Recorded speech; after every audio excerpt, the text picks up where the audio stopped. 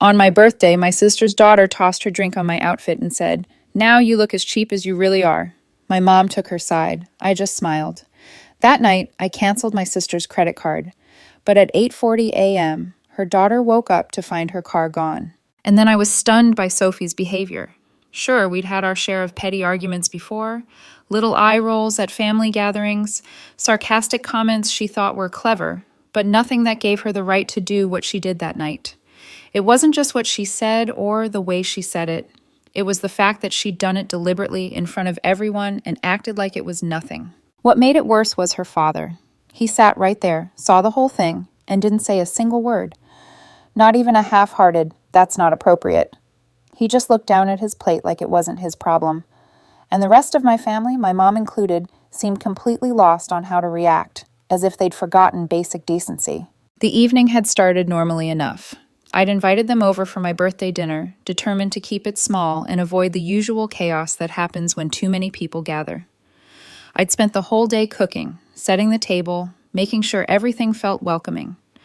I'd even treated myself to a new outfit, a cream blouse with a soft sheen and a deep green skirt that made me feel put together.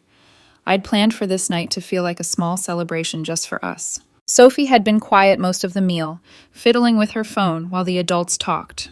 About halfway through, she got up to refill her glass with the punch I'd made. I wasn't even paying attention to her until I felt the cold splash hit me. The dark red liquid soaked my blouse and skirt instantly, dripping onto the floor and splattering against the chair. For a second, I thought it might have been clumsiness, but when I looked up, she was standing there holding her empty glass and staring me dead in the eye. Then she said it loud, clear, and with a smile. "Now you look as cheap as you really are." Silence. Not shocked silence. More like that awkward pause when everyone's waiting for someone else to handle it. I waited for Claire to tell her daughter to apologize, but Claire didn't say anything. My mom broke the moment by shaking her head and saying, "Oh, Catherine, it's just a little prank. Don't overreact." That was when something in me shifted. I'd had my fair share of humiliations in this family, but this one was going to stick unless I did something about it. I excused myself, smiling like it didn't matter, but inside I was already working out the details. I knew I wasn't going to yell. I wasn't going to throw a drink back at her or start a fight in front of everyone. My revenge wasn't going to be loud. It was going to be quiet, deliberate, and timed just right, the kind that leaves a mark without anyone seeing it coming. This birthday wasn't going to end with candles and cake. It was going to end with a lesson Sophie wouldn't forget. When I came back to the table after cleaning myself up, the room felt heavier. Nobody looked directly at me, but I could feel their eyes shift every time I moved. I sat down like nothing had happened, calmly refilled my glass, and rejoined the conversation as if my clothes weren't still damp and smelling like punch. They probably thought I'd let it go the way I always had. That was their mistake. Sophie didn't meet my gaze. She kept fiddling with her phone, occasionally smirking like she'd won something. Claire was talking about a work project, and my mom chimed in here and there, trying to keep the evening moving along. I laughed when they laughed, nodded when they spoke, and made no sign that I was even thinking about the incident. But I was. By the time dessert was served, I already had my plan forming. I wasn't going to yell, cry, or storm out. I wasn't going to give them the satisfaction of seeing me rattled. My revenge wasn't going to be a single explosive moment. It was going to be quiet, precise, and deeply inconvenient. When the night ended, they all left without a hint of tension in their voices. Maybe they thought the joke had blown over. That suited me just fine. I locked the door behind them, poured myself a glass of wine, and sat down at my laptop. Claire had once asked me to order something for her online when she was overseas.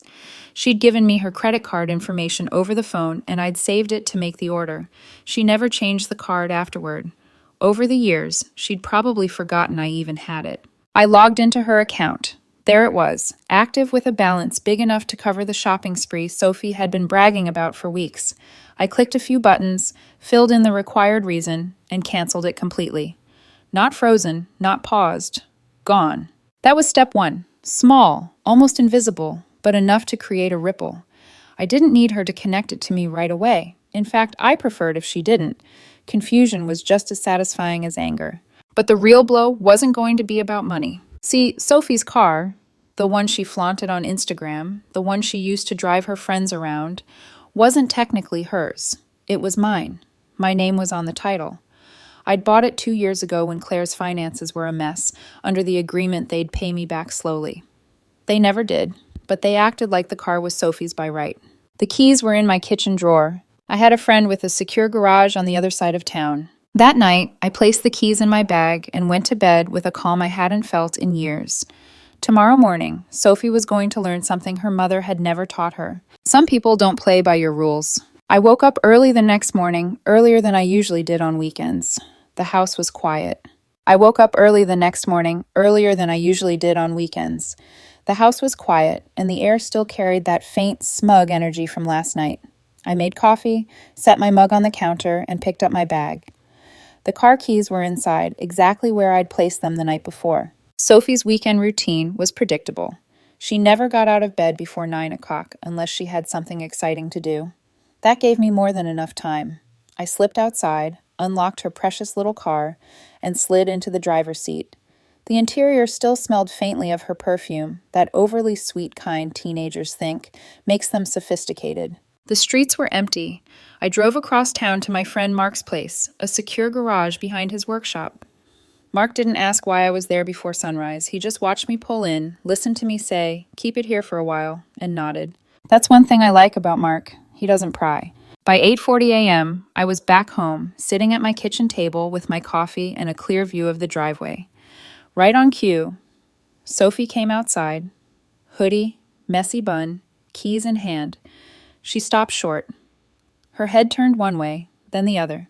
She walked to the curb, looked up and down the street, even glanced at the neighbors' driveways. Then the pacing started. Phone out. A few minutes of frantic talking. I didn't need to hear her voice to picture the tone. Half panic, half outrage. Not long after, Claire's car screeched into the driveway. She got out already talking at Sophie, waving her arms, scanning the street like she expected the car to magically appear if she looked hard enough. They both got in Claire's car and left quickly. I imagined them heading straight to the police station, Sophie insisting it was stolen, Claire demanding urgency. The officer calmly explaining the process, knowing full well most stolen cars are just misplaced or towed. By midday, Claire called me. She didn't ask if I'd seen anything.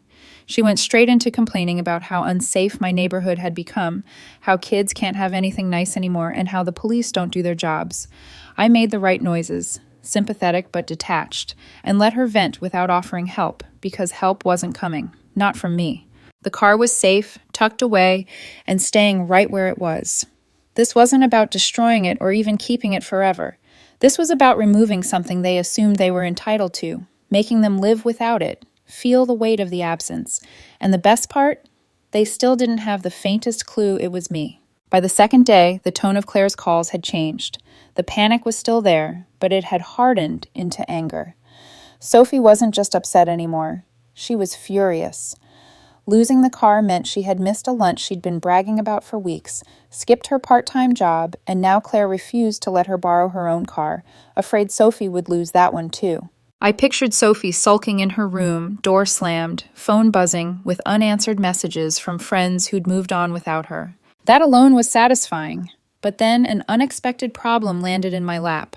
Claire called mid-morning, sounding stressed, but trying to act casual. She said she had an urgent bill to pay, but her account had been temporarily frozen because of fraud activity linked to her now-canceled credit card. She didn't directly ask for money at first. She circled around it, mentioning how she was short this month and still waiting on the bank. But eventually, the ask came. I told her I'd look into it and ended the call without committing. Knowing they were now scrambling for cash while having no clue I'd caused it was more satisfying than anything I'd originally planned. Later that afternoon, I ran to the grocery store. In the cereal aisle, I nearly bumped into Sophie. She was with two of her friends, chatting and laughing, until she saw me. Her expression dropped instantly. I didn't greet her, didn't even slow down. I just walked past like she was a stranger. But as I turned into the next aisle, I caught her voice, low and fast, telling her friends something that made them both look at me. One of them even stared a little too long, like they had just heard something they weren't sure they should believe. By evening, the situation had shifted again. Claire called, but this time her tone was different. Sharper, cautious. She started asking if I'd noticed anyone hanging around my street lately, if I'd had packages go missing, if maybe my doorbell camera had caught something. She didn't accuse me directly, but I could tell she was dancing around it. She wanted to see if I'd slip. The bigger twist came later that night when my mom called. She said Claire had mentioned that someone in the family might be responsible for what happened. She didn't say my name, but I could tell she was probing, waiting for my reaction. I kept my voice even, told her I hoped they found the car soon, and added that maybe it was just abandoned somewhere waiting to be picked up. The thing about suspicion in families is that it doesn't just sit quietly. It grows, it spreads, and it turns people against each other faster than the truth ever could.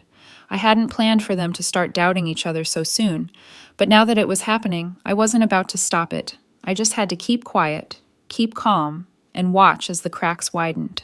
And they would widen. I was sure of it. By the third day, I didn't need to see Claire and Sophie to know things were falling apart. I could hear it in the clipped tone of Claire's voice whenever she called and in the muffled shouting in the background. Whatever polite front they tried to keep up at first had crumbled. From what Claire let slip, she'd started pressing Sophie about whether she might have let someone drive the car or done something careless that led to it disappearing. Sophie swore she hadn't, but Claire kept circling back, clearly not convinced. The missing car was bad enough, but when you added the frozen credit card on top of it and Sophie's reputation for being careless with her things, the suspicion was practically gift-wrapped. Midday, I got a text from Claire that stopped me cold for a second. It said, "If I find out you're hiding something about the car, I'm not bailing you out of it." I knew instantly it wasn't meant for me. She'd sent it to the wrong number. I didn't respond. I just let it sit there, knowing she'd eventually notice the mistake and wonder if I'd read into it. A couple of hours later, a mutual friend called to tell me about a scene in their driveway.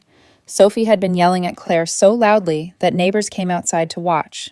Sophie accused her of always blaming her when things went wrong, while Claire fired back that Sophie was selfish and careless, and this was just another example. It ended with Sophie storming into the house and slamming the door so hard it rattled the windows, leaving Claire standing alone in the driveway, hands on her hips, staring at nothing.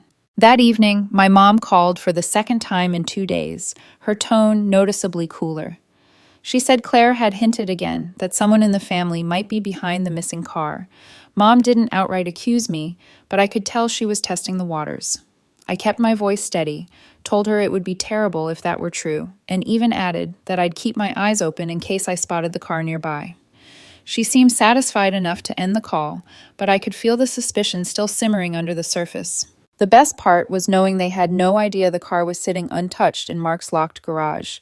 I checked on it that afternoon. It was spotless, full tank of gas, exactly the way Sophie had last left it. The only difference was that she couldn't touch it. When I first came up with the plan, I thought I'd keep the car for a week. That seemed long enough to make a point. But now, watching them crack apart faster than I'd imagined, I was starting to think a week might be generous. If they were already this shaken after 3 days, I wanted to see what another week would do. By the 5th day, Claire and Sophie weren't even pretending to be civil anymore. What started as arguments about the missing car had turned into full-blown shouting matches about everything they'd been storing up for years. I heard from a neighbor that Sophie had accused Claire of ruining her life and never trusting her, while Claire fired back that Sophie didn't appreciate anything and acted like the world owed her. The car wasn't the problem anymore. It was just the match that had set fire to years of resentment. I could have ended it right then. I had the keys. I could have driven the car back, called Claire, and played the hero. But there was something satisfying about letting them twist in that uncertainty. They were both so sure the world had wronged them, yet neither could say exactly how. By the 7th morning, I decided it was time. The damage was done, and stretching it out any longer might make them suspicious in the wrong way. I got up before the sun, grabbed the keys, and drove the car back. I didn't put it in their driveway. That would have been too obvious, too direct. Instead, I parked it 2 streets over, in front of an empty rental house. I locked the doors, slid the keys under the driver's seat, and walked away without looking back. Just after noon, Claire texted me. "The car turned up. No damage. Police don't know who had it." A second later, another message. "Weirdest thing that's ever happened." I stared at the screen for a long moment, smiling to myself, then put the phone down without replying. 2 hours later, Sophie posted a photo online. She was sitting on the hood of the car, grinning, with the caption, "Guess who's back?" No apology, no acknowledgement, just an attempt to slip right back into her old life. But I knew better. They'd felt it. The loss, the inconvenience, the uncertainty. It had done its work. They'd learned, in their own way, that things could disappear without warning, and that sometimes there's no one to blame but themselves. I never admitted anything, and I never will. I don't need to. The best part about quiet revenge is that it leaves no proof, just a lingering shadow of suspicion. And now that shadow will always be there for them. Because the next time Sophie mouths off, or Claire dismisses me, they'll remember this week. They'll remember how quickly comfort can vanish. And they'll wonder, just for a second, if I'm the one holding the keys again. That doubt, that pause before they act, is worth more than any shouted argument or dramatic confrontation. And for me, that was the real gift I gave myself on my birthday. The update. It had been 3 weeks since the birthday incident, and life had settled into something resembling normal. I still saw Sophie's car around town, and every time I did, there was a small private satisfaction in knowing I'd once made it vanish. But the calls from Claire had quieted. Mom had stopped fishing for answers. For all appearances, everything was back to the way it had been before, or so I thought. One Saturday morning, I was making coffee when my phone rang. Claire's name lit up the screen. I almost didn't answer. I wasn't in the mood for whatever passive-aggressive comments she might have saved up, but curiosity won. She didn't waste time. "We're coming by. Be home." No explanation, no hint of her mood, just an instruction. I considered saying no, but something in her voice wasn't the usual clipped, impatient tone. It was softer, almost cautious. Against my better judgment, I said, "Fine." An hour later, I saw them pull into my driveway. Both of them got out of the car. Sophie wasn't scrolling on her phone for once. She had her hands tucked into the sleeves of her hoodie and was looking down at the ground. Claire, instead of her usual air of superiority, looked careful, like she was approaching a situation she didn't want to mess up. They came to the door together, and the first thing I noticed was that Sophie was holding a small bouquet of fresh flowers. She handed them to me without a word at first, then gave a faint smile and said they were just because. Claire followed with a medium-sized gift bag wrapped neatly in gold paper and tied with a ribbon. She set it on my dining table and told me to open it. Inside was a leather tote bag. Not just any tote bag, but the exact one I'd once stopped to admire in a store window nearly a year ago. I'd never told them that, but Claire must have remembered the day. It wasn't cheap, and it wasn't something I'd ever expect her to buy for me. Then came the part I didn't see coming. They both apologized. Not the vague, half-hearted kind where someone says, "Sorry you felt that way." This was different. Claire admitted outright that she'd been wrong to dismiss what happened at my birthday as a prank. She said she should have defended me and that she regretted not stepping in. Sophie, to my surprise, didn't try to hide behind sarcasm. She said her comment at dinner was cruel and she'd been thinking about it since. She even admitted that losing the car, though she still didn't know how it had happened, had made her realize how quickly things could be taken away. She said she'd been embarrassed, angry, and then eventually just thoughtful about the whole thing. I stood there listening, not saying much. Part of me wanted to believe them. Part of me wanted to think that maybe something had shifted in them during those chaotic days. But another part of me, the part that had lived through years of subtle digs and dismissals, was on guard. People can change, yes, but they can also perform change when it suits them. So I thanked them. I accepted the flowers, the gift, the apology. I even told them it meant a lot to hear them say those things. And in that moment, I meant it, because forgiveness, at least for now, felt easier than carrying the weight of resentment. But trust, that would take longer. I've learned not to hold grudges for the sake of holding them, but I've also learned that keeping your guard up is sometimes just as important as letting things go. So for now, I'll see where this goes. Maybe it's a turning point. Maybe it's just a temporary performance. Either way, I'll keep the bag, enjoy the flowers while they last, and remember that if things ever go back to the way they were, it's not hard to take the keys away.